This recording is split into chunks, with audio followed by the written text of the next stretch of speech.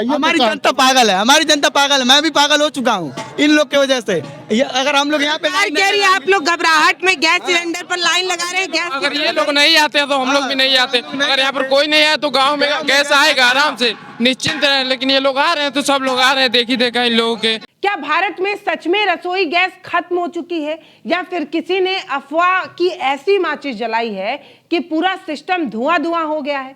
Gas मिल रहा है कि नहीं? गलती नहीं है। बस कहाँ मिला था तब दिक्कत बात बना दी आप कब से खड़े हैं? अरे 2 बजे साल हुआ नंबर गैस तो रोज डेली बढ़ रहा है, मगर उपलब्ध नहीं है।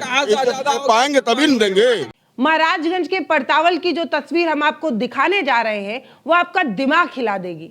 ईरान इजराइल युद्ध की अफवाह ऐसी उड़ी कि नतीजा ये निकल रहा है कि लोग 24-24 घंटे से सड़कों पर अपना गैस सिलेंडर रस्सी से बांधे पहरा दे रहे हैं। कोई रात के 2 बजे लाइन में लग जा रहा है, कोई तो अपना रिक्शा छोड़कर लाइन में खड़ा है। अब सच क्या है? क्या सच में गैस की कमी है, या महज ये कोई पैनिक बाइंग है, खौफनाक ट्रेलर है? हम आपको ग्राउंड जीरो से ये दिखाने की कोशिश कर रहे हैं कि हालात क्या है। 2 बजे का है? हाँ, नहीं रात में 2 बजे। अरे कल 2 ही बजे से भीड़ है यहाँ। भीड़ कल 2 ही बजे से। वो भी खड़े हैं हम तो 2 दिन से ई रिक्शा बंद करके खड़ा है। कल ही से एकदम रिक्शा हमारा बंद है। यहाँ रात भर सोए थे रिक्शे पर। कहाँ सोए थे? रिक्शे पर यही लगाकर। गैस के पास सिलेंडर चोरी न हो जाए इसलिए रखाना पड़ता है।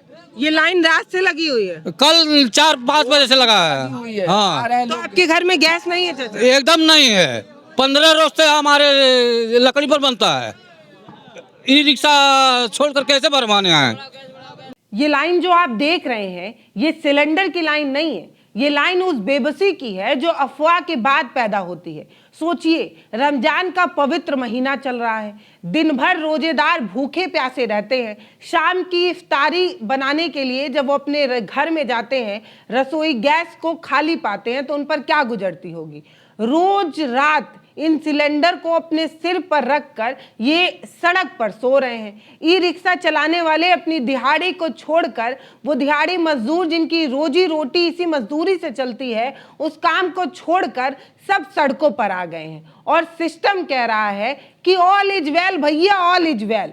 तो अगर सब ठीक है तो पब्लिक सड़कों पर क्यों सो रही है? लोग अपनी मजदूरी छोड़कर रातों रात लाइन क्यों लगा रहे हैं भैया, ये भी तो बताइए। महीने में, रमजान के महीने में बेगर खाए पी हम लोग परेशान है। रमजान के महीने सब सहरी कर रहे हैं, अफ्तारी कर रहे हैं, सब यहीं पे कर रहे हैं सब। कह रहे लोग घबरा के लाइन लगाए जा रहे हैं। घबराने की बात नहीं है लाइन लगाए। मैडम ये बता दी हमको 1 हफ्ता इंतजारी करने के बाद जब सामान नहीं मिला खाने के लिए हमको, तब मजबूरी हमको आग लाना।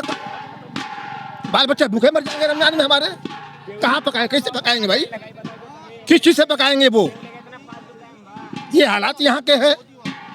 एक बात तो हम सभी को समझनी होगी, जब पब्लिक के दिल में डर बैठता है तो वो कोई फैक्ट वैक्ट नहीं देखता, वो भीड़ देखता है जो उसके सामने लोग लाइन में लगे खड़े नजर आते हैं।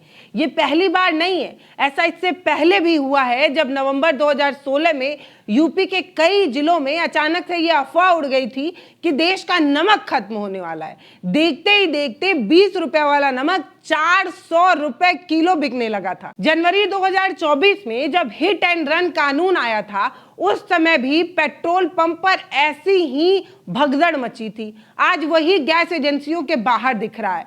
जिनके घर में गैस है वो बैकअप के लिए लाइन में लगे हुए हैं। ऐसे में सच में जिन्हें जरूरत है वो भी पिसे जा रहे हैं। जिनके घर में गैस नहीं है, चूल्हा जलाने की नौबत भी नहीं है, वो लोग अपने जरूरत के लिए जब एजेंसी पर जाते हैं तो भारी भीड़ देखते हैं। उस भीड़ को देखकर लोगों को ऐसा लगता है कि गैस खत्म होने वाली है, इसीलिए लोग बैकअप के चक्कर में और ज्यादा भीड़ पैदा कर रहे हैं। गैस नहीं है। ये भीड़ पता है, एटीएम के बाहर जो नोटबंदी हुई थी वही जो है, वही वाला तस्वीर जो है, एक समय लोग नोट के लिए लाइन लगाए थे, आज लोग गैस के लिए लाइन लगाए हुए हैं। अब इस डर का फायदा कौन उठा रहा है? काला बाजारी करने वाले। कैमरा ऑन होते ही पब्लिक का दर्द कैसे छलक पड़ा। जहां उज्ज्वला योजना ने महिलाओं को धुएं से आजाद करने की बात कही थी, आज इस पैनिक सिचुएशन में लोग वापस चूल्हे और लकड़ियों की तरफ ही जा रहे हैं। सरकारी स्कूलों में 400 बच्चों वाला सरकारी स्कूल जहां मिड डे मील बनना रुक गया है क्योंकि गैस नहीं मिल पा रहा है, क्योंकि हॉकर कह रहे हैं कि गैस है ही नहीं। और एजेंसियों के बाहर लोगों की भीड़ ये बता रही है कि गैस एजेंसी से गैस पाना कितना मुश्किल है। आरोप ये लग रहा है कि 900 की गैस 1500 से 2000 रुपए में मिल रही है, 2000 रुपए वसूले जा रहे हैं। क्या प्रशासन अंधा हो चुका है, उसे ये सब कुछ नजर नहीं आ रहा? क्या देश में गैस की कमी नहीं है तो वो जनता को समझा नहीं सकता, वो भरोसा नहीं दिला सकता, वो यकीन नहीं दिला सकता? और अगर प्रशासन इस तरीके की लापरवाही बरतता रहा तो पैनिक सिचुएशन तो पैदा हो ही जाएगी। लेकिन अभी तक हमको गैस नहीं मिला। कोई ब्लैक दे रहा है 1500 2000 में दे रहा है, कोई ब्लैक मिल रहा है, कहीं कहीं मिल रहा है ब्लैक 2000 1500। स्कूल का भी गैस नहीं देते हैं 8 दिन के बाद। बताइए 390 लड़के हैं, हम स्कूल का गैस देते हैं तो 5-6 दिन पर नहीं दे रहे हैं गैस। हाँ चाचा, आप लोग घबरा गए हैं, गैस की कोई कमी नहीं। आखिर स्कूल पर किस तरह बनेगा खाना, आप बताइए।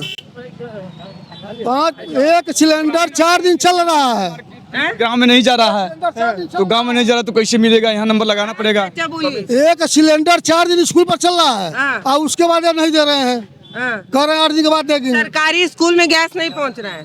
नहीं। अब जरा ये समझिए कि समस्या कहाँ है।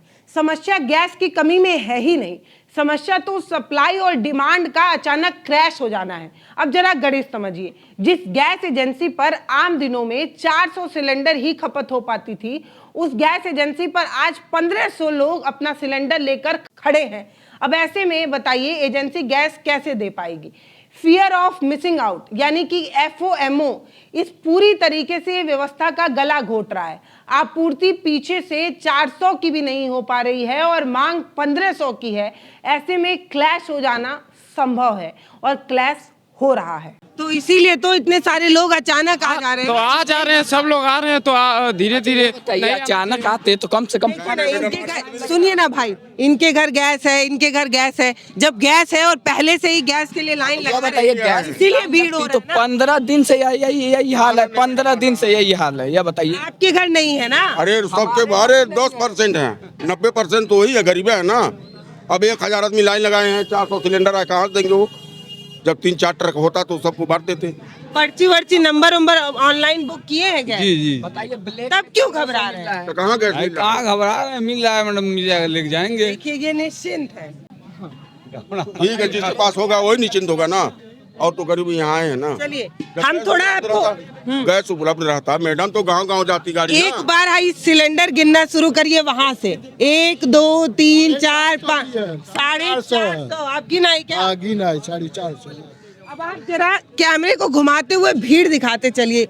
लोग जो है कितनी लंबी लाइन लगाकर यहाँ पर खड़े हैं और सारे इधर दिखाइए, सारे सिलेंडर को एक के पास एक सटा के रखा गया कि कहीं कोई गड़बड़ी ना कर दे लाइन में। बिल्कुल। ये बात समझिए कि अफवाह की आग हमेशा चूल्हे की आग से ज्यादा खतरनाक होती है। जो लाइन हम आपको दिखा रहे हैं, ये सिस्टम की नाकामी कम, लोगों के डर का नतीजा ज्यादा लगता है। प्रशासन को चाहिए कि वो माइक ले और सड़कों पर उतरकर लोगों को समझाए, पब्लिक को भरोसा दिलाए और काला बाजारी के खिलाफ चाबुक चलाए और हमें और आपको ये समझाने की कोशिश करे, ये बताए कि गैस की कोई कमी नहीं है। अगर ऐसा नहीं होता है तो प्रॉब्लम ज़रूर होगी। हमें ये समझना होगा कि अगर हम इसी तरीके से देखा देखी करेंगे, गैस भरवाने के लिए ज़बरदस्ती लाइन में लगेंगे, जिनके घर में सच में चूल्हा बुझ चुका है उन्हें भूखा सोना पड़ेगा अगर हम अपने बैकअप प्लान में इतना पागल हो जाएंगे। डर मत बांटिए, समझदारी दिखाइए। आपकी एक समझदारी सिचुएशन को सुधार सकती है, लेकिन अगर आप ऐसा नहीं कर सकते हैं और अगर आप ऐसा नहीं कर रहे हैं तो सिचुएशन बद से बदतर हो जाएगी। और हमेशा जब भी इस तरीके की चीज़ें होती हैं तो पैनिक बाइंग के चक्कर में और ज़्यादा विभत्स स्थिति देखने को मिलती है। जिसके पास गैस होता है वो और ज़्यादा गैस इकट्ठा करने के लिए अपने फ्यूचर प्लानिंग के चक्कर में वो आज को बर्बाद कर देते हैं। आप तो अपने घर में गैस का एक लंबा चौड़ा स्टॉक रख लेंगे, लेकिन उसके चक्कर में किसी के घर का चूल्हा नहीं जल पाएगा।